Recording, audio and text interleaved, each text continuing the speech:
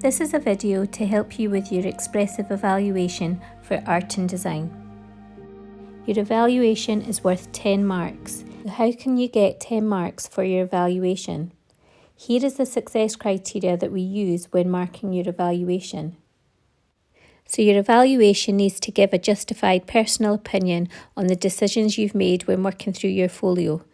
You must be evaluating the effectiveness of the visual qualities, so using the visual elements of your expressive portfolio with reference to your theme. So a very poor evaluation would give little or no justification in their evaluation. A good evaluation will give some justification and critical evaluation, and a really strong evaluation will give justification showing focused and critical evaluation. The evaluation is marked holistically. There is no point in trying to make 10 different comments to get 10 marks. So for example, if a candidate is able to give 7 comments that give a fully justified and focused critical evaluation, it could be possible that they then achieve 10 marks. Your evaluation will be typed and will go onto one side of an A4 sheet.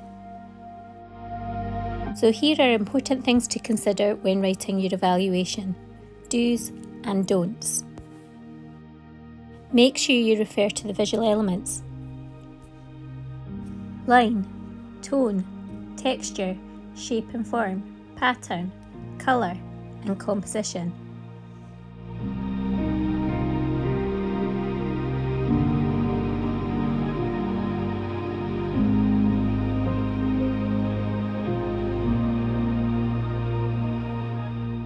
When you're describing your single object drawings, it is important to describe it and then say what the impact of what you have done has had on the image.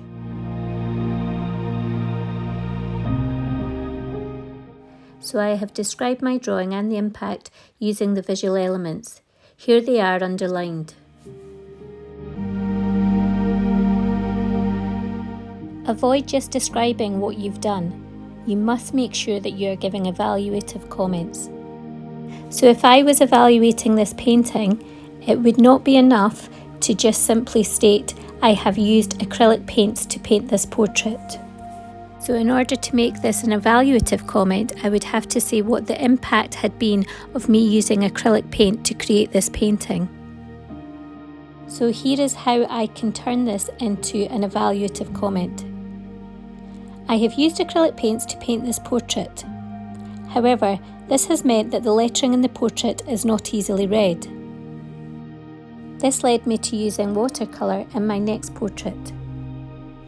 Avoid just describing what you can see in the painting. For example, this is a painting of a portrait. Instead, I could have said, this is a painting of a portrait. I have deliberately done the face close up to draw the viewer's eyes into the eyes of the portrait. When writing about the development section of your folio, avoid making general comments, such as, I did lots of different experiments using different media, or I developed lots of different ideas. So for these next 2 portraits, I could say something like, I changed the composition and scale of my drawings. I tried using the full figure on a small scale, but preferred the larger scale with a close-up of the figure with a larger background. And finally, when writing about your final piece, remember to expand and justify why you chose to do this as your final piece. Let's look at this expressive folio to see what the student chose as their final piece and why. The student chose to paint this for their final piece. They said, I chose this painting as my final piece because I was able to create a tense mood and atmosphere using acrylic paints. The composition worked well, showing only part of the bull, allowing the main composition to be cluttered at one side and quieter on the other.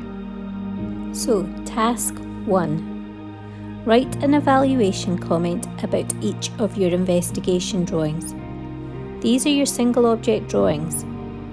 You may want to go back to the start of this video and use the visual elements to help you. Try to write an evaluative comment for each of your single drawings. Task 2. Now do the same for your development work. For each development piece that you're going to use in your folio, you need to write an evaluative comment. Task 3. Now you're going to write something about your final piece. Why did you choose these materials? Why did you choose this scale? Why did you choose this composition? Say how successful you think your work is. Would you make any changes to it?